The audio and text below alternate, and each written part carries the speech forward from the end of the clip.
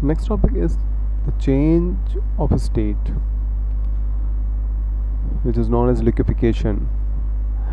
Gases are liquefied at low temperature due to the decrease in kinetic energy of molecules.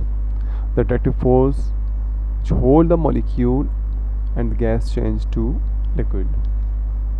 Gases जो हैं वो low temperature जब उनको उन गैसेस को हम प्रोवाइड करते हैं तो उनके अंदर जो काइनेटिक एनर्जी होती है मॉलिक्यूल्स के दरमियान वो कम हो जाती है।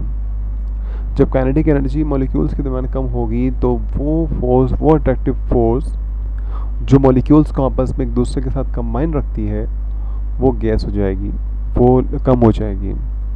और कम होने की वजह से जो गैस है उनके मॉलिक्यूल्स के दरमियान में डिस्टेंस कम हो जाएगा और वो लिक्विड स्टेट में कन्वर्ट हो जाती हैं। लिक्विड स्टेट क्या होता है? It is the intermediate state between the solid and gases. ये एक इंटरमीडिएट स्टेट होती है सॉलिड और गैस के दरमियान में। Kinetic energy is sufficient enough to keep the molecule close together.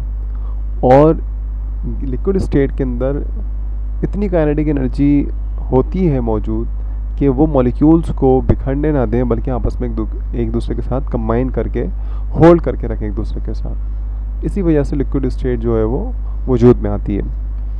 Now the topic is behaviour of liquids. First one is diffusion. The liquid diffuse like gases but at slow rate. As you know that the diffusion is a process of molecule from the higher movement of in which the molecules moves from the higher concentration toward the lower concentration. So the liquid also diffuse like gases.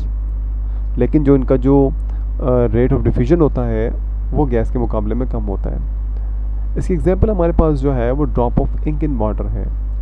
अगर आप water में drop डालेंगे ink का तो आप देखेंगे कि आहिस्ता आहिस्ता पूरा जो पानी होता है जिसमें हमने इंक का ड्रॉप डाला हुआ होता है वो ब्लू कलर का हो जाता है।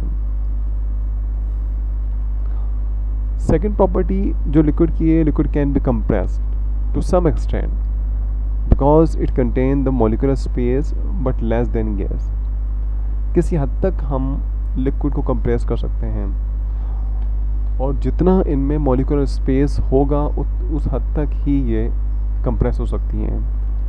अगर गैस के मुकाबले में बात की जाए तो लिक्विड को हम कम कंप्रेस कर सकते हैं और सॉलिड के मुकाबले में लिक्विड को हम ज़्यादा कंप्रेस कर सकते हैं। क्योंकि तीनों स्टेट के हवाले से बात की जाए तो जो डिस्टेंस बनता है मॉलिक्यूल्स का उन्हीं के डिस्टेंस की वजह से ये तीनों स्टेट्स आपस में एक दूसरे से चेंज होती हैं।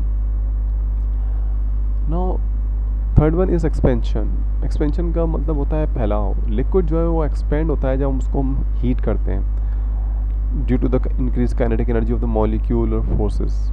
अब जो मॉलिक्यूलर फोर्सेस जो मॉलिक्यूल्स को आपस में एक दूसरे के साथ कंबाइन रखती हैं उस पर काइनेटिक एनर्जी जो है वो इंक्रीज़ हो जाती है और जब वो इंक्रीज़ हो जाती है तो मॉलिक्यूलर फोर्सेस वीक पड़ना शुरू हो जाती हैं। वीक पड़ने की वजह से वो एक्सपेंड होना शुरू हो जाती हैं।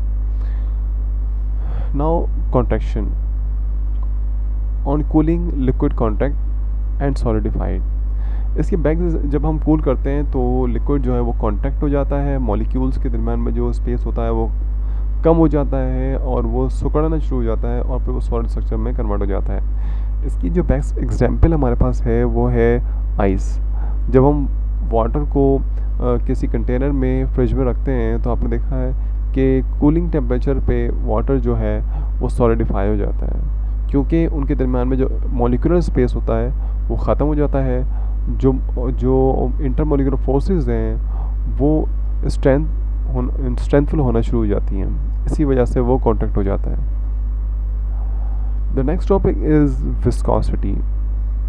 Viscosity can be defined as the resistance to flow of liquid is called viscosity.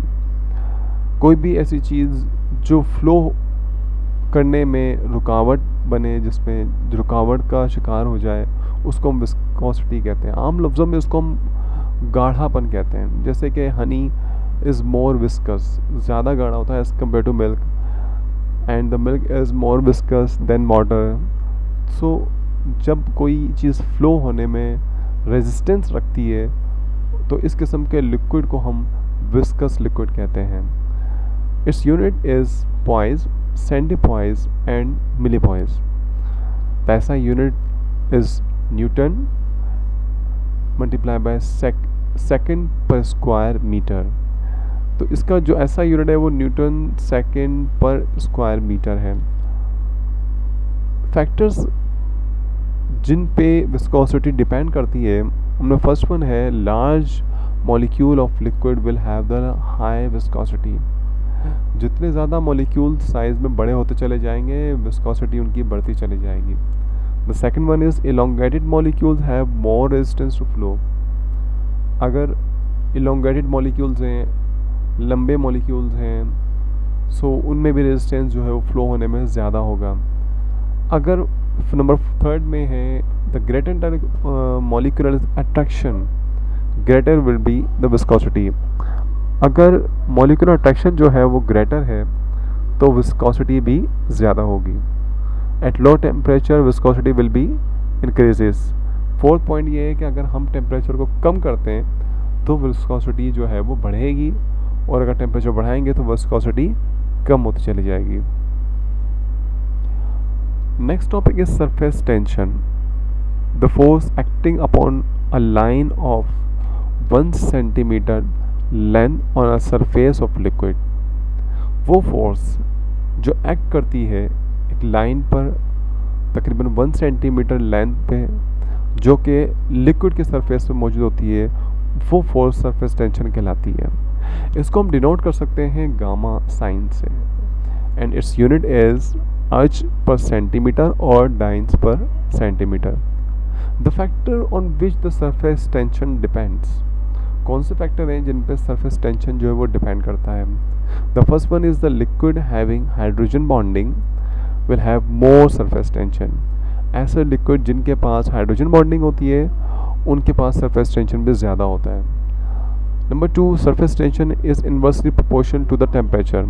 अगर हम टेम्परेचर बढ़ाएंगे तो सरफेस टेंशन जो है कम हो जाएगा, अगर टेम्परेचर कम करेंगे तो सरफेस टेंशन ज़्यादा हो जाएगा।